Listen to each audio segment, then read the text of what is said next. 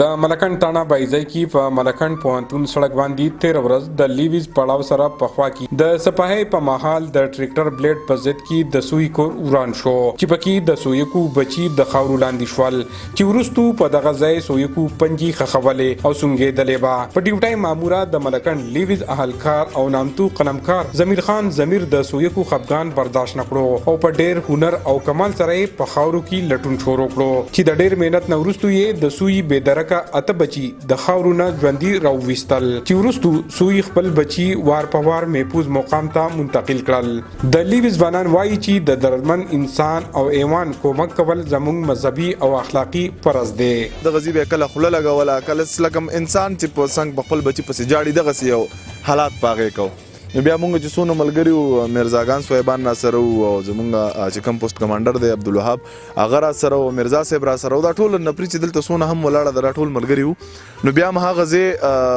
راولټو نو هغه بچی پکې ژوندې راووته مونږ وی راسنه چې مونږ په دې کې ناکام شو نو زمونږ په څنګه چې د سونډې کې د زړه دړکې دوه دي سي ور سره زمونږ هم دړکان تیزې دو نو مونږ چې څنګه راکاره شول مونږ ډېر انتهایی خوشاله شو ټول د ابتدا کې د سویه کې د دې شروعات ته دینه شو چې د سین غاړي ته پکنیک لچا دوره وړي ویاله لیدو د پاره د لیدونه مونږ بچ کړې مونږ یې دلته په دې ماشومان لپاره د کی د غیر نسل دومره خور شو چې شکر دې نن سبا اتنه حدانی دي